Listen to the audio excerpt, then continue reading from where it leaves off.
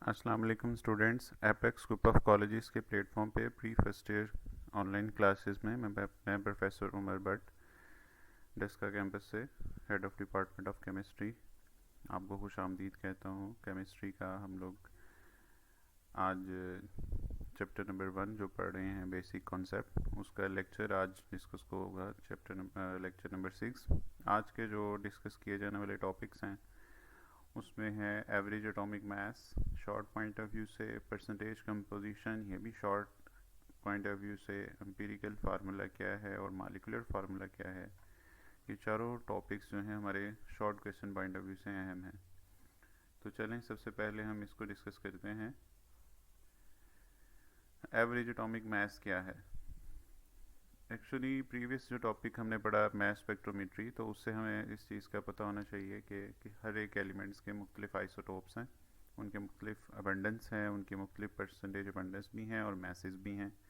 तो periodic table में और कैलकुलेशंस में हम लोग कौन सा जो है वो एलिमेंट का एटॉमिक मास, कौन से आइसोटोप को ज़्यादा कंसिडर करेंगे, तो उस लिहाज से हम लोगों ने एक एवरेज एटॉमिक मास की एक टर्म्स जो है वो डिसाइड की है। अब इसमें एवरेज एटॉमिक मास क्या है। Atomic mass depends on the number of possible isotopes. Her possible isotopes का एटॉमिक मास लेंगे और साथ उसकी क्या चीज़ काउंट करेंगे, नेचुरल अबंडेंस। और ये एक फार्मूला एवरेज एटॉमिक मास निकालने का बन गया। Mass of first isotope multiply by it's percentage abundance plus mass of second isotope and multiply by it's percentage abundance. और ये फॉर एग्जांपल ये दो आइसोटोप्स के हो गए, किसी के तीन है तो आगे फिर एक और ब्लॉक बन जाएगा, third isotope multiply by percentage abundant and so on and divided by 100। जितने भी हों आइसोटोप्स 3 4 5, सारा फार्मूला लगा के आप इसे डिवाइड कर देंगे 100 के साथ। So that is the main formula average atomic mass find करने का। उसके बाद हम बात करेंगे जी इसमें एग्जाम्पल नंबर जो है वो 1, इसमें थोड़ी सी एलेबरेट करेंगे। फॉर न्यूमेरिकली आप सॉल्व करते हैं इसको। हमारे पास यहाँ पे नियॉन के 3 आइसोटोप उसने क्वेश्चन में दिए हुए हैं, नियॉन 20, नियॉन 21 एंड नियॉन 22, और उसकी फिर आगे रिस्पेक्टिवली परसेंटेज अबंडेंस भी दे दी गई है तीनों आइसोटोप्स की। तो हम इसका फ्रैक्शनल एटॉमिक मास या एवरेज एटॉमिक मास जो आप फाइंड करेंगे तो इस फार्मूले के अकॉर्डिंग पुट कर दें 20 मल्टीप्लाई बाय उसकी जो परसेंटेज अबंडेंस है प्लस 21 मल्टीप्लाई बाय उसकी परसेंटेज अबंडेंस 0.26 और plus 22 third isotope multiply by उसकी अबंडेंस डिवाइडेड बाय 100। तो हमारा जो आंसर आ जाता है वो है 20.18। तो that is called average atomic mass of neon. तो हम पीरियोडिक टेबल में देखेंगे कि नियॉन का जो एटॉमिक मास है वो यहीं लिखा गया। क्लियर होगी बात। तो ये एक फार्मूला ही है इस टॉपिक के अंदर याद करने वाला, इसके थ्रू आप न्यूमेरिकल सॉल्व करेंगे। मज़ीद हमारी एक्सरसाइज में बड़ा अहम क्वेश्चन प्रीवियस बोर्ड के पेपर में आ चुका है, मैंने यहाँ पे मेंशन किए है। एक्सरसाइज का क्वेश्चन नंबर जो है वो 25 है और उसका पार्ट नंबर 3 है। अब इसमें क्या क्वेश्चन है, no individual neon atom in the sample of element has mass 20.18 AMU। कि इस बात को साबित करें कि नियॉन का कोई भी आइसोटोप उसका मास 20.18 नहीं है। तो फिर ये क्या है, तो फिर उसको एक्सप्लेन करने के लिए आप बताएंगे जो ऊपर मैंने एक्सप्लेनेशन दे दी है कि एटॉमिक मास एक्चुअली जो है एवरेज एटॉमिक मास 20.18 जो है वो एवरेज एटॉमिक मास है नियॉन का, और कितने आइसोटोप का, 3 आइसोटोप्स का। तो इसी तरह न्यूमेरिकली आप उसका आंसर ये भी लिखेंगे उसमें, ठीक है। और फिर ये नियॉन की ये सारी एग्जांपल्स न्यूमेरिकली यूँ एक्सप्लेन करेंगे और ये आंसर ये 20.18 निकालेंगे। तो यही इस क्वेश्चन का आंसर है। दूसरे वे से ये 2019 के पेपर में ये क्वेश्चन आया था, why atomic masses of some element are fractional. तो उसमें जो है यही सारा कुछ लिखेंगे कि फ्रैक्शनल एटॉमिक मैसेज क्यों होते हैं, क्योंकि हर एलिमेंट के एक से ज़्यादा आइसोटोप्स हैं और हर आइसोटोप की अपनी अपनी जो है वो मैसेज हैं और अपने ही उसके परसेंटेज अबंडेंस हैं। तो लिहाजा एक एवरेज एटॉमिक मास आप जब निकालते हैं 3 आइसोटोप का, 2 का या 4 हैं या 9 आइसोटोप्स का जब एवरेज मास निकलेगा तो हमेशा फ्रैक्शनल में होगा। तो इस क्वेश्चन के भी आंसर के अंदर आप लोग यही नियॉन की एग्जांपल को एलेबरेट करेंगे। क्लियर होगी बात। तो ये टॉपिक क्लियर हो गया हमारा एवरेज एटॉमिक मास। नेक्स्ट जी छोटा सा आर्टिकल है परसेंटेज अबंडेंस। इसके अंदर भी न्यूमेरिकल जो है वो हम लोग सॉल्व करेंगे इसको न्यूमेरिकली।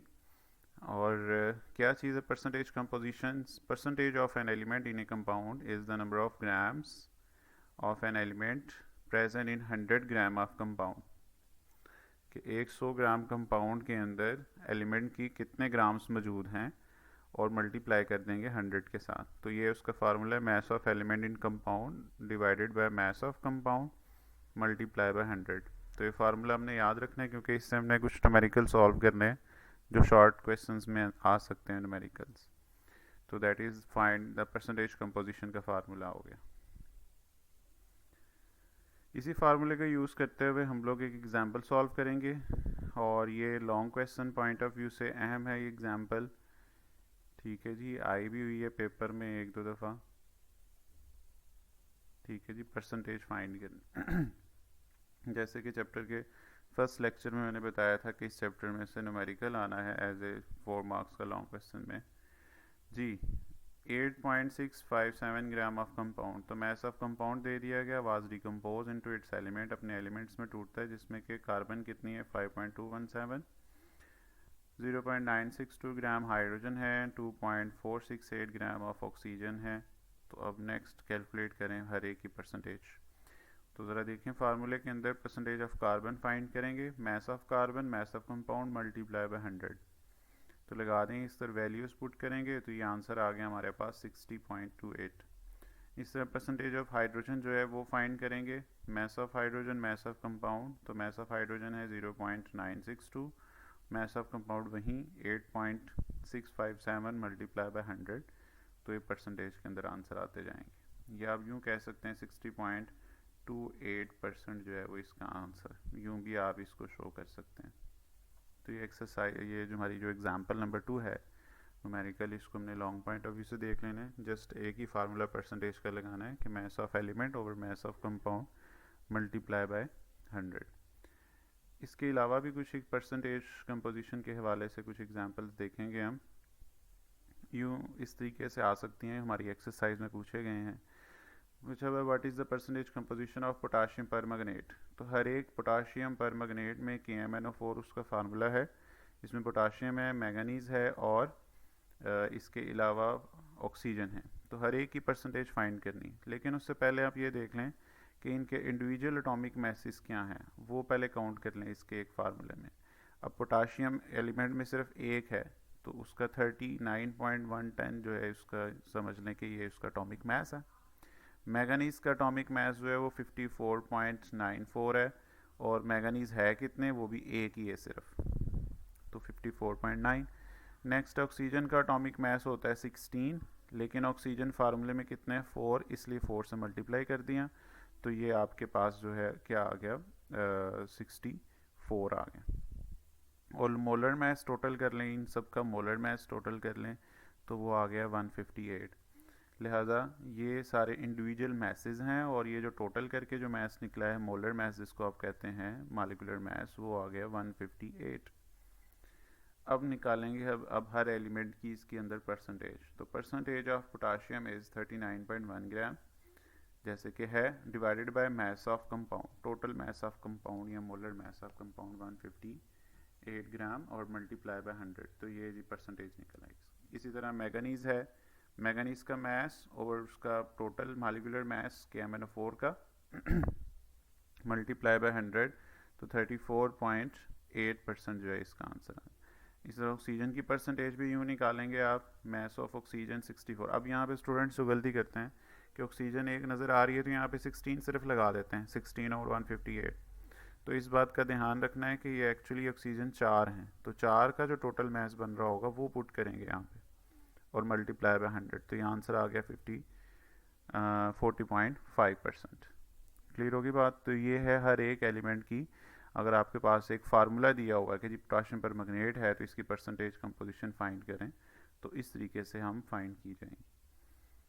नेक्स्ट इसी को आप देखेंगे हम लोग, एक और एग्जांपल है यहाँ पे हमारे पास सोडियम कार्बोनेट। बाज़ दफ़ा क्वेश्चन हमारे एक्सरसाइज में ऐसे दिए हुए हैं कि सिर्फ एक ही एलिमेंट की परसेंटेज कंपोजिशन फाइंड करने का कहा जाता है, तो वो भी देखते हैं अभी। अब सोडियम कार्बोनेट में सोडियम की कार्बन की और ऑक्सीजन की परसेंटेज इंडिविजुअली फाइंड करें, लेकिन इससे पहले आप इनके एटॉमिक मैसेज और इनके मोलर मैसेज फाइंड कर लें। तो यहाँ पे हम देखेंगे सोडियम, दो सोडियम हैं, दो सिंगल सोडियम का जो एटॉमिक मैस है 23 मल्टीप्लाई करेंगे 2 के साथ, क्योंकि दो सोडियम है तो 46 हो गया। कार्बन का 12.01 मैस है एटॉमिक मैस, तो 1 ही है तो 12 पॉइंट वो आ गया। ऑक्सीजन यहाँ पे हमारे पास 3 है तो 16 मल्टीप्लाई बाई 3 48 हो गया। तो इंडिविजुअल एलिमेंट्स के मैसेज भी आ गए और इन तीनों को आप टोटल करेंगे तो 106 ग्राम जो है इसका मोलर मैस भी आ गया। अब आप परसेंटेज सोडियम की निकालें तो परसेंटेज ऑफ सोडियम है 46 ओवर 106 ग्राम मल्टीप्लाई बाई 100। इस तरह कार्बन का 12 ओवर 106 और ऑक्सीजन का 48 ओवर 106 मल्टीप्लाई बाई 100। तो ये परसेंटेजेस जो है वो हमारे पास आ गई।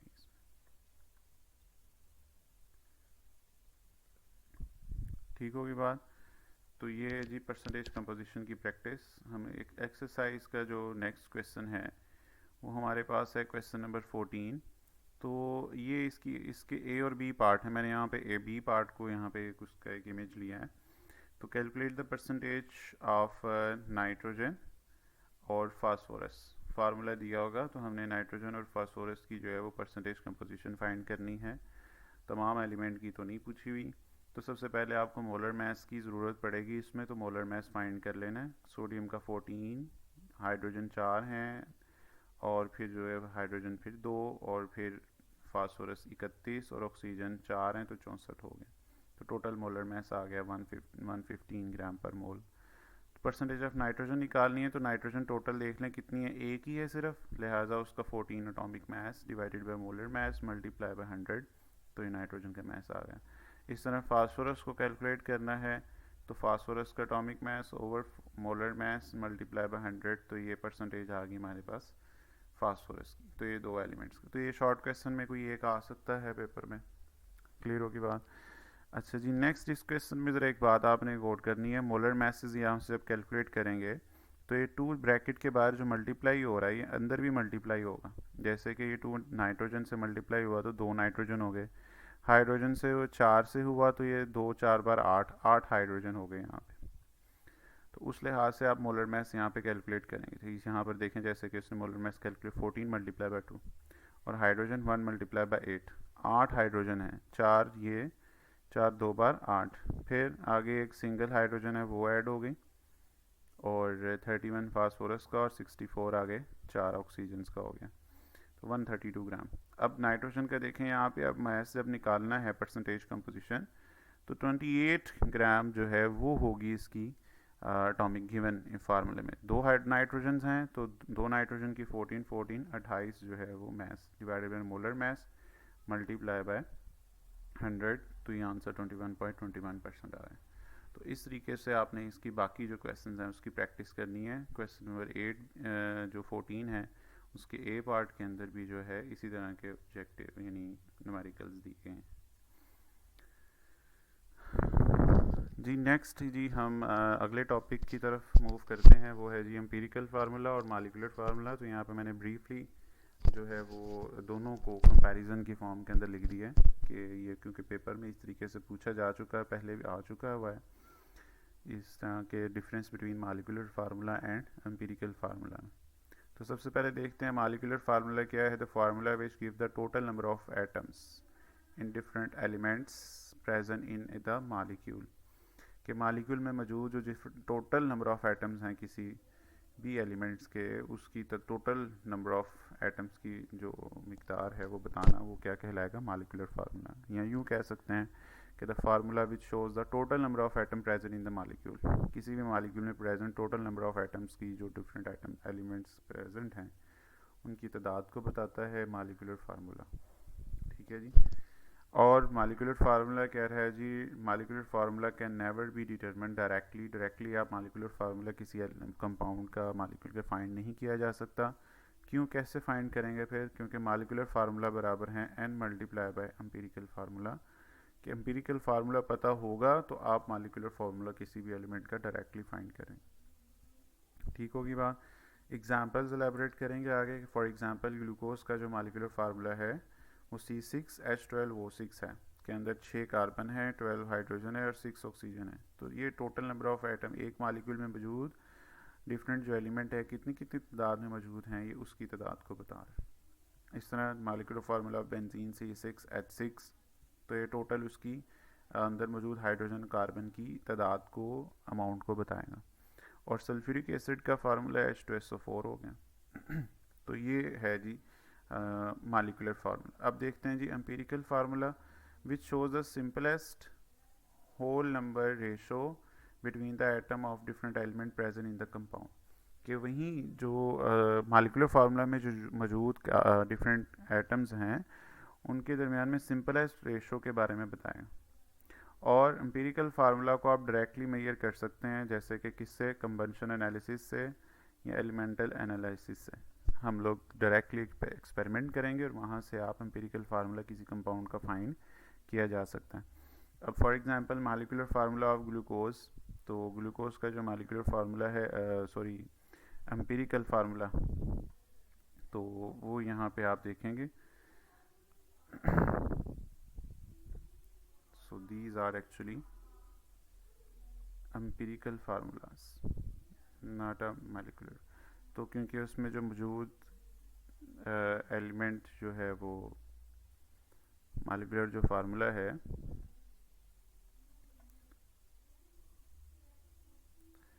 जैसे C6 12 और 6, इसको सिंप्लीफाई करें, 3 1s आर 3 जो है 6 1s are 6 2s are and 6 1s are. तो सिंप्लीफाई किया तो 1 2 और 1 आ गया, तो 1 कार्बन 1 ऑक्सीजन और 2 हाइड्रोजन, तो that is empirical formula of glucose. इस तरह बेंजीन है C6 और H6 है, तो 6:6, तो इसको सिंप्लीफाई करें, 6 1s आर 6 1s आर, तो CH is that is the empirical formula of benzene. Sulphuric acid की जो डिजिट्स बन रहे हैं 2:1:4, तो इसको अगर आप लोग सिंप्लीफाई करें तो ये वहीं रहती है अमाउंट 2:1:4, क्योंकि ये फर्दर सिंप्लीफाई नहीं हो पा रही। लिहाजा सल्फ्यूरिक एसिड का मॉलिक्यूलर फार्मूला भी यही है H2SO4 और इसका एम्पिरिकल फार्मूला भी यही है H2SO4। तो ये बड़ा कम्प्रिहेंसिवली मैंने एक्सप्लेन कर दिया यहाँ पे कि मॉलिक्यूलर फार्मूला और एम्पिरिकल फार्मूला में क्या डिफरेंस है, पेपर के अंदर अगर पूछा जा सके।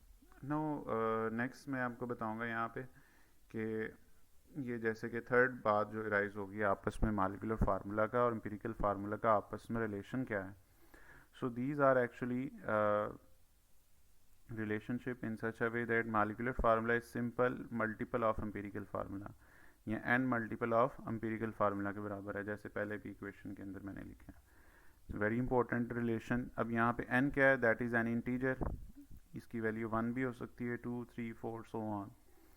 So those compound whose empirical and molecular formulas are the same are numerous, जैसे H2O, कार्बन डाइऑक्साइड, जैसे कि अमोनिया, जैसे कि ग्लूको, ये सुक्रोज का फार्मूला लिखा हुआ C12H22 और O11।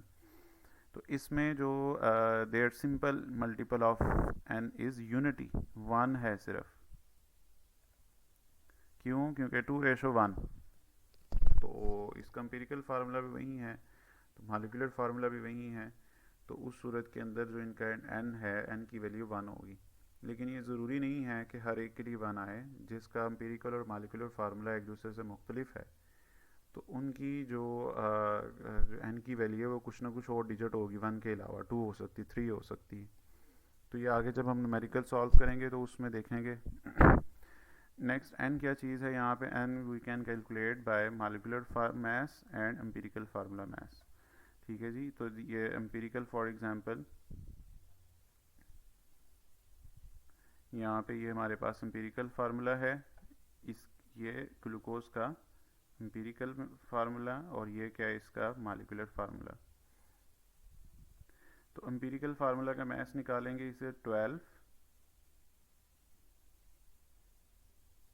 प्लस हाइड्रोजन का 2 हो गया और प्लस ऑक्सीजन का जो है वो 16 हो गया।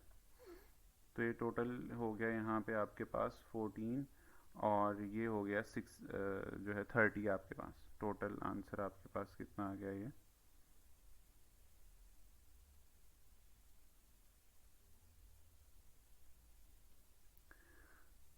30 हो गया। ठीक है जी। इस तरह जब ग्लूकोज का आप यूँ निकालेंगे मालिकुलर मास, ये तो एम्पिरिकल मास निकला, ये इसका निकालेंगे तो ये आ गया 180 आता है इसका। तो 180 आ गया इसका। अब जब n की वैल्यू इसकी अब निकालेंगे हम लोग, तो n की वैल्यू ग्लूकोज के लिए जब निकालेंगे यहाँ पे, तो वो हमारे पास कितनी निकल आई, मालिकुलर मास आ गया आपके पास 180 और एम्पिरिकल मास आपके पास क्या निकल आया 30। तो इसको जब आपने किया सॉल्व तो आपके पास आंसर आ गया 6। तो ग्लूकोज के लिए आपके पास n की वैल्यू क्या आ गई 6। तो इस तरीके से हम लोग सॉल्व करेंगे n की वैल्यू कैलकुलेट करने के लिए। हमारे पास यहाँ पे ये आर्टिकल कवर हो गया, मॉलिक्यूलर फार्मूला का जनरल इंट्रोडक्शन। लास्ट पे जो है जी इसके शॉर्ट क्वेश्चन है हमारे पास। तो शॉर्ट क्वेश्चन वही जो पहले मैंने मेंशन किए थे, दो तो वही हैं, नियॉन वाला और why atomic mass of some element are in fractional. और उसके बाद आ जाते हैं जी calculate the percentage of nitrogen in phosphorus in the following formula. कोई भी यहाँ पे फार्मूला आ सकता है, तो ये शॉर्ट क्वेश्चन हो गया। दूसरा एम्पिरिकल और मॉलिक्यूलर फार्मूला से रिलेटेड यूँ सवाल आ सकता है, define empirical formula and how they are related to molecular formula. तो उसका जो है वो रिलेशनशिप लिखेंगे, और मॉलिक्यूलर फार्मूला और एम्पिरिकल फार्मूला में क्या डिफरेंस है। तो ये शॉर्ट क्वेश्चन जो है वो आ सकता है। बहुत शुक्रिया। आज का लेक्चर ये ख़त्म हुआ, क्लियर हुआ। Any question?